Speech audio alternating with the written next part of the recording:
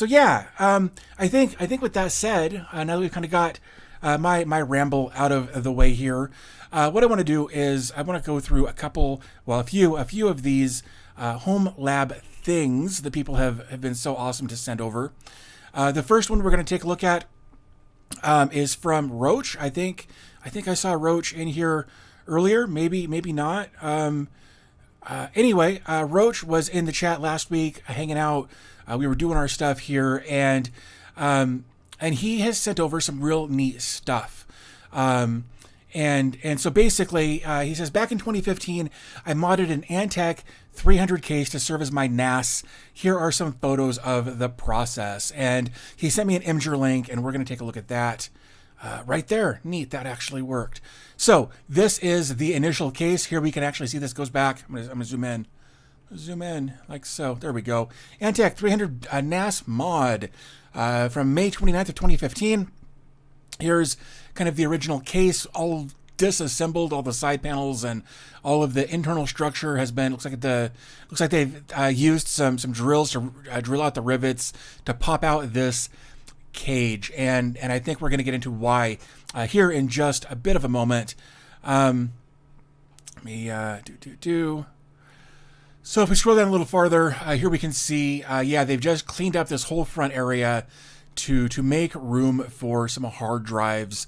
Here it is, cut out even farther so that we get an even bigger opening there. I also appreciate the mask up there so that you're like, yes, he was being careful to not breathe in all of the shavings and stuff from the grinder, or the saw, I suppose, whatever the case might be there. Looks like that. I mean, those are some clean lines. I really dig that. And of course, we've got our I/O on the front with some USBs, and then obviously headphone microphone. Scroll down a little farther. Okay, so we've got our front bezel back on. That's also been cut up. We can scroll down, and I think again, and here we can kind of see the first drive bay going in the bottom to kind of get a feel for what this is going to look like. I dig. Oops, that's not what I meant to do. That's fine. I need to give myself more space on this desk. Anyway, scroll down, and here we can see we've got some 3D printed stuff here. It looks like they used some just some aluminum rails here, and then 3D printed a way to clamp these drive sleds onto there. I think that's clever. I dig that. That's really neat.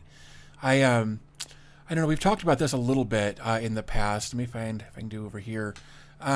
Right there, you can kind of, oops, this way. Right there's a Wise camera. I've got an RTSP firmware on that, and that is actually the camera that I use to monitor my 3D prints.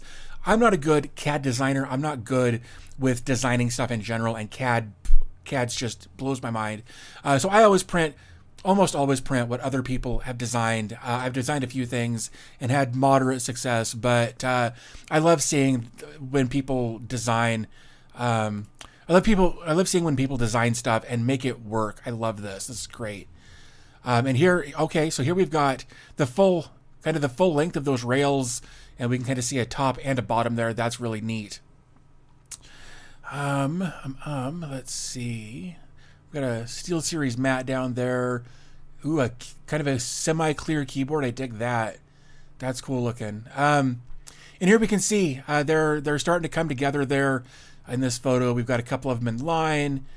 Really, really digging this. And then we get some cable management stuff here, where we've got some additional screws holding. I guess that's not cable management. Again, more drive stuff being held in with the 3D printed parts. And here we've got again starting to get all of this together. And I like that you can just pop these sides off, slide it in, and then put the sides on, and hold it exactly where you need with that clamping force. I really dig that. That's cool. And I'm guessing, I'm not sure yet, but I'm guessing this is here for air to be able to go through, so we can kind of keep our drives a little cooler. Yep. And then we've got kind of a honeycomb thing to allow for a bit of filtration, a little bit of air moving through there as necessary. That's well done. I really dig that. And here we are. We are fully populated with 1, 2, 3, 4, 5, 6, 7, 8 drives in there with all these 3D printed parts and bits and pieces. I love this. This is great. And then, of course, we got more of that honeycomb stuff in the front with the hot swap bays here. We're going to come back to that in just a minute, but that looks super, super clean. Like, well done on that. And there's a cleaner shot of the front, God, that looks so good. Like, that's well done. Well done, Roach. And then, of course, a full build inside with everything ready to go. Here we've got 3 sticks of RAM. Of course, this is an old build, so, you know, whatever. But 3 sticks of RAM, some kind of crap cable management. Like, I'm going to roast a little bit, but, you know, sometimes function over form is so much more important sometimes. So, not even mad about that. Oh, we've got two more here. And then just some more close-up stuff where we can kind of see the stuff on the back there. Dude, it looks really, really good. Like, that looks really, really good. Well done on that. But there's more. There's actually more email here. And then after this in the email, he says, it's safe to say it looks a little bit different. And there's what it looks like now. So it looks like he's gone from, I think, all of those at 3.5 inch to doing some smaller stuff there at the top as well. So some faster stuff up here, and then your old 3.5 inch spinning stuff. But he goes on to say it's got a Ryzen 7 2700X. That's faster than what I've got in my main PC with 32 gigs of RAM, ECC RAM even, running OMV6 with a pile of containers. Went from the 3.5 inch hot swaps to 2.5 inch hot swaps, and added SSD cache drives. That's cool. Everything on RAID 1. If you were building it again, he said he would skip the hot swaps, but let's be honest, it's pretty neat. I agree. And look, I wanted to show these emails, but I can't get the email addresses to go away, and I don't want to put that out there. So it's also got a garbage video card that's just wasting power. Any suggestions on how to get an emergency video out on a headless unit, which uses less than a couple of idle watts from the video card? Not much else in the Homelab.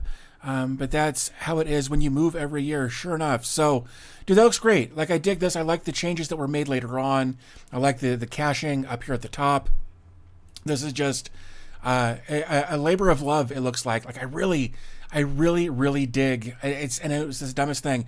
These mesh honeycomb things that were designed and printed, I absolutely love it. Well done. That's really cool.